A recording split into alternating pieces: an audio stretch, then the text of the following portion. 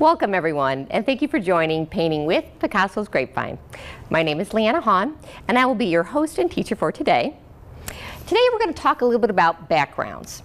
So at Picasso's Grapevine, we create a lot of paintings for our customers and to give them an introductory to painting for the first time. And with that, we try to give them a little bit of depth, a little bit of variation in the type of creations that we're putting together for them. So with that, it's kind of something I refer to as depth without complication. So, in this particular painting, we've got a lot of different colors. We've got our primary colors really going on here, but we've got a nice variation between the blues and the whites, the greens and the white and the yellow. And it's got a kind of a nice flow here. In our foreground, which is where our poppies are, and this one's called Pocket Full of Poppies, one of our most popular paintings, it really has a lot of fluidity, a lot of movement, very easy, not intimidating, a fun one to try out, even if you're trying to do something for the first time at home. So what I'm going to do today is kind of walk you through that, and we're going to create that together. We may or may not get through the whole painting, but we'll get you through enough of it that you can go ahead and continue on at home and really kind of create something that hopefully you're pretty happy with. As always, we're going to start out with an inventory of what we have in front of us. Today I have a very large number 12. Again, I like the rounded brush. It's really good for those big strokes, the very wide strokes in the back. I've got a medium one. It's kind of a medium small, probably looks like a number 4 or so. A very, very tiny number 2, and I have another tiny number 2 flat. So sometimes I like to use this one as the side for a pencil, kind of use that for drawing. And as well, we always have a cup of water here, and we'll go ahead and let our paintbrushes rest in the water. They like it there. I always keep with me a dab rag because as we're kind of moving from one color to the next, we're going to be dabbing off our water and make sure it doesn't drip down on the canvas and strip away all that beautiful work that you've just done. We are working with acrylics, and for today we're going to have our primary colors. So we have with us today black and white, pretty straightforward. We have some phthalo blue, some cobalt green, some red, and some cad yellow. So pretty easy, pretty basic. As a matter of fact, these colors you can find in just about any introductory or starter kit of paints that you select. So as always, we kind of start off with our big paintbrush, and we're going to work on that background. So I'm going to do a lot of blending on the canvas. So you're going to find that we're going to start with the blue, go ahead and place it on there, and just kind of get it moving. So again, I've got some nice water, but not too much water in my paintbrush because of course I don't want it to drool down, to run down the canvas and strip off. I'm kind of doing a very loose crisscross movement on the canvas. And one of the things here that you want to keep in mind is when is enough enough?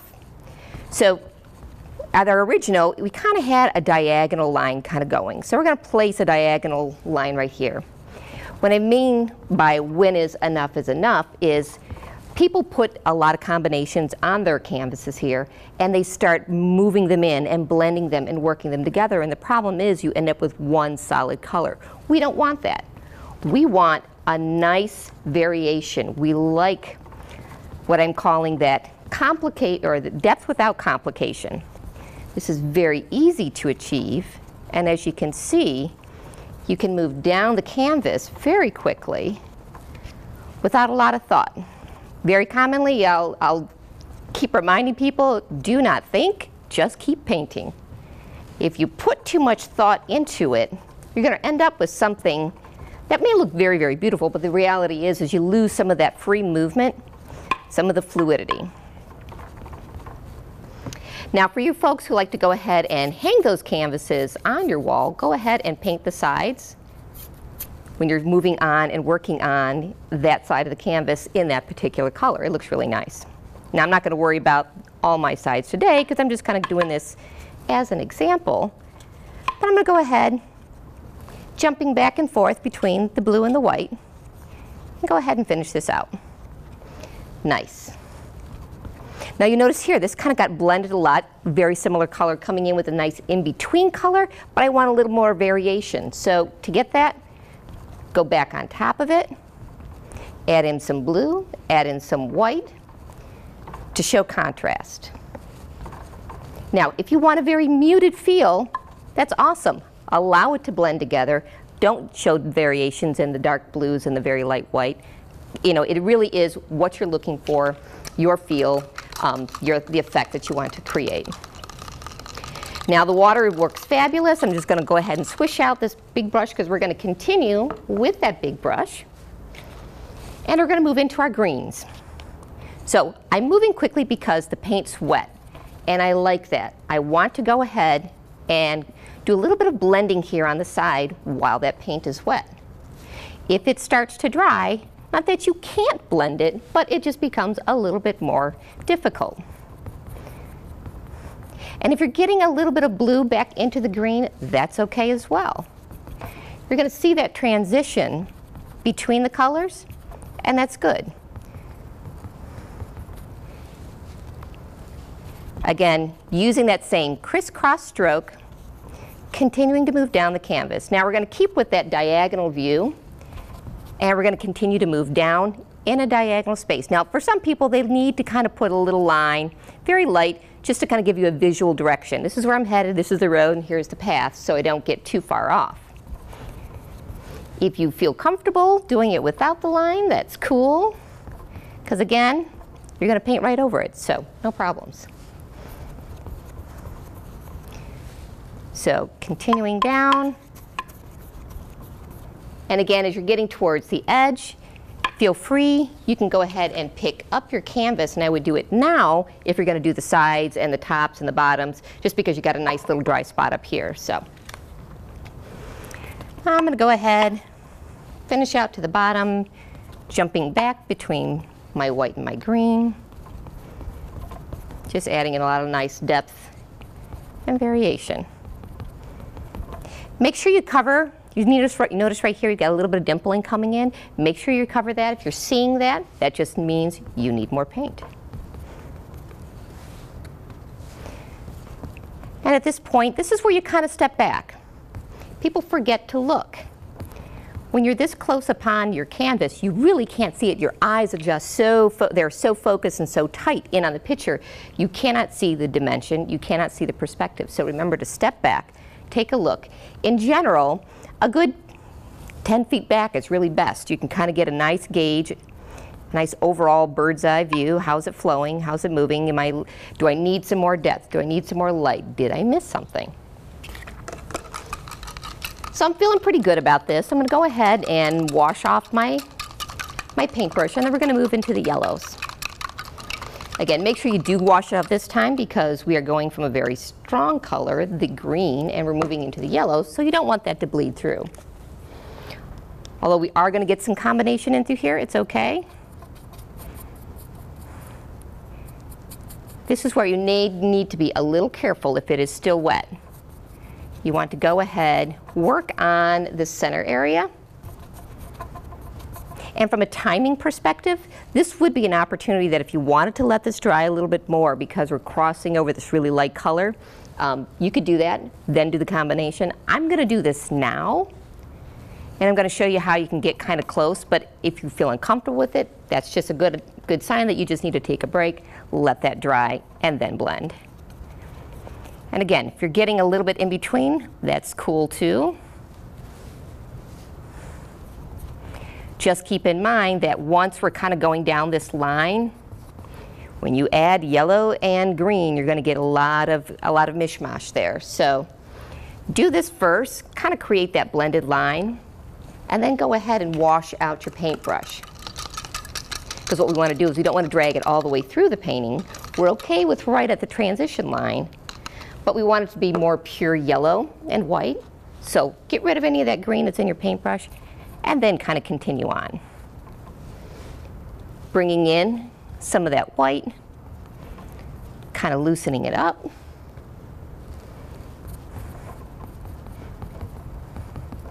And again, if you're getting in a little too deep into the green, wipe a little off, add a little bit more white, and that will get rid of it. I'm going to add a little bit more yellow, just for depth and variation.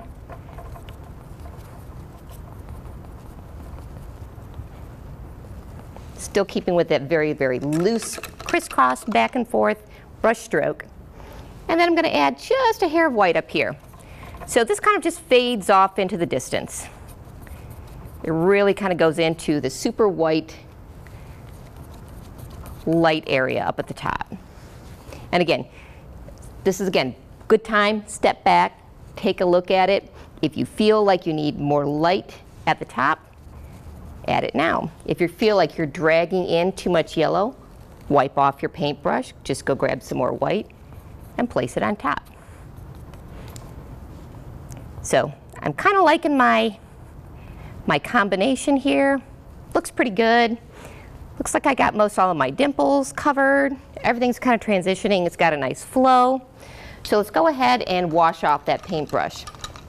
Now, this canvas is very wet. Ideally, I would have let this dry and then come in on top with the next layer.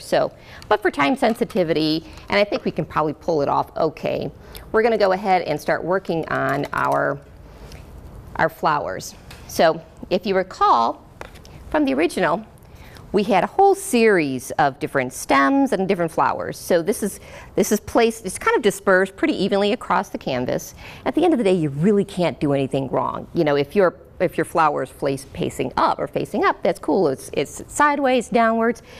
Create some dimension, create some differentiation. Don't let them all face up, don't let them all face down. It just kind of gives more interest to the eye. So what we're going to do first is we're going to come in with some lines and kind of create where is our stems. Now, we're going to be working with this tiny little brush. Here's the warning. And so often, this is the one thing that a lot of my customers and students struggle with. They look at this brush and they go, ooh, this is really cool. We can be able to really achieve a nice tight line. This is very deceiving. If you push very hard on this, you're going to get a very fat line.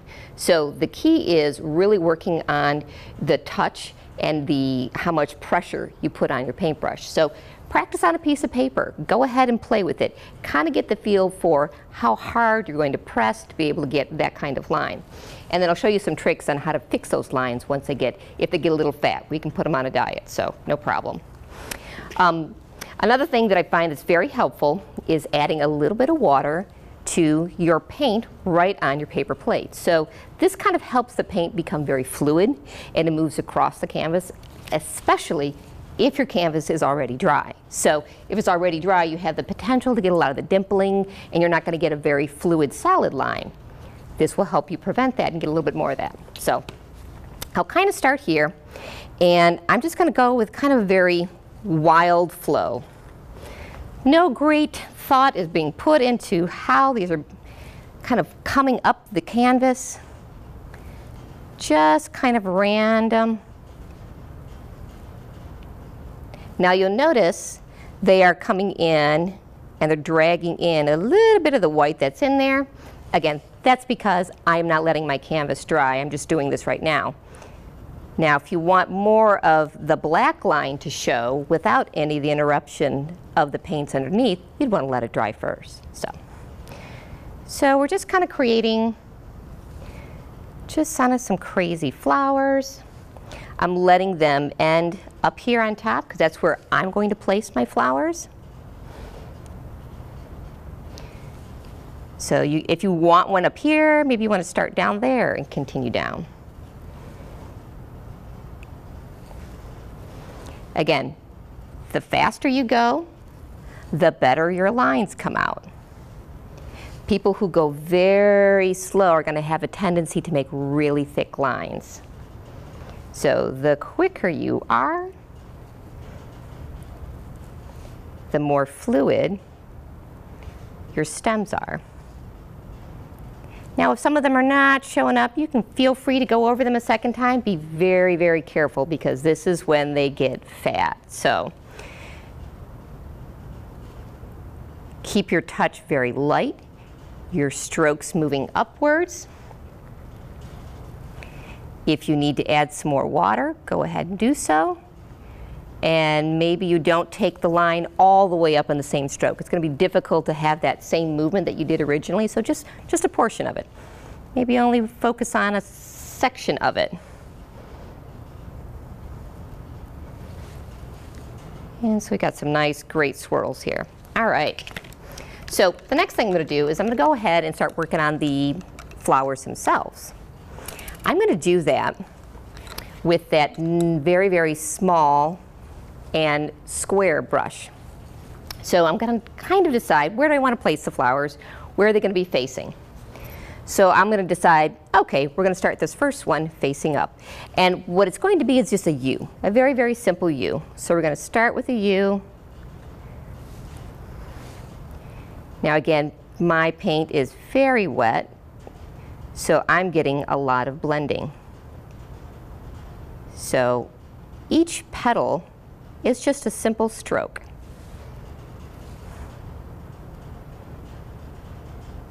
So I started with the U, and then I kind of came in and I made multiple strokes. So there you go. That one's facing up. Maybe this one is going to be facing down. So let's do an upside down U. Just kind of now coming in on top. Almost looks like a bell shape. And the same thing here. So let's kind of make this one, oh, this is going to be kind of wide open. And this is what's kind of cool about these flowers, because they're very generic in nature. They don't have to be very specific. Allow your eye to complete the picture. So you'll hear me say that a lot. Just give the hint of, or the placement of, a flower. Your eye will fix the rest.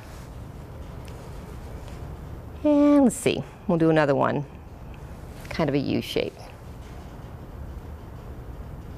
And then kind of come up. You notice how I'm just keeping the side of the brush and moving it upwards. Again, this is very, very wet paint on the bottom. Normally this would have been dry first. So now what we're going to do is we're going to add a little bit of depth to those flowers. We've got placement, so let's kind of give some highlights. I'm going to use that same paintbrush and go into my yellows and say, all right, I'm just going to add just some strokes to kind of say, all right, this looks kind of interesting. I've got more than one color. And again, this is the part where you don't need to get worried about what you're doing here, because at the end of the day, you can't mess it up. This is so easy. It can look like whatever you want it to look like. It can be whatever color you want it to be. And the fact that they're each individually different variations of the color is kind of interesting as well. So this one I kind of went a little jagged around the edge, just kind of touching it. Not covering it all in, just leaving some of both colors showing through. So I got some yellows and I got some reds. And then to complete each one of these flowers, I'm going to go in with a little bit of black. And for the flowers that you're going to be able to see the inside, let's just add a little bit of a center. So that looks kind of like a nice poppy. Let's go over to the next one, and I'm just going to create a little bit of depth on the bottom, because this is a closed flower. You really can't see inside of it. You know what, but maybe we'll kind of outline just a piece of it, just to give it some interest.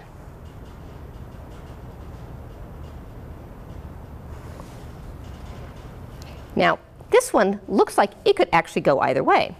So what I'm going to do is I'm going to put a centerpiece here, and I'm going to show you how you can now define. And that's another element too. You may have decided initially it was going to be a closed flower, but be open to the fact that you can change your mind, and with a simple swoop, you can turn it to be a closed flower. So now we're kind of looking at it from the angle. And look at that, we've just kind of brought the petal around. So now what you're kind of looking at is the bottom of the flower, and you're looking into it. So, kind of cool. Again, that's a part of being artistic and creative. You can make it whatever you like. Now the last piece of this painting, and again, I'm not going to place all the flowers here for you. That's for you to kind of play with at home tonight and have some fun with it. I'm going to do the same thing that we've done with the black stems. I'm going to do it in a little bit of red, just to kind of pull in those primary colors, add some more dimension. Don't forget, put some water right onto your palette or onto your paper plate. And then let's add some squiggles through here. I've kind of put maybe 3 dots, 3, 4 dots. Nothing that's really specific. It just creates dimension, kind of pulls in some interest to the viewer's eye, fills in some space, and kind of makes this painting really a lot of fun with how loose it is. And then don't forget, once you're done, go ahead and sign your painting. Now most people, they get kind of confused when they get to this point, you know, what is appropriate? And the answer is really, quite frankly, whatever you like. Most commonly you'll see it's on the bottom right or the bottom left. Use a color that is complementary but doesn't necessarily jump out onto the canvas. You don't want your signature to overcome the painting that you've just finished. People use their initials. People use their first name, their last name, a combination thereof. So again, you really can't go wrong. I'm just going to put my initials, and we're done. Hopefully that has given you some nice suggestions. Hopefully we've given you the opportunity to go home, try this. My goal here is to take the scary out of starting, kind of give you some suggestions and some guidance. Thank you again for joining Painting with Picasso's Grapevine. If you are interested in getting some classes on how to do these paintings, check us out. www.picassosgrapevine.com or send an email to info@picassosgrapevine.com. Thank you.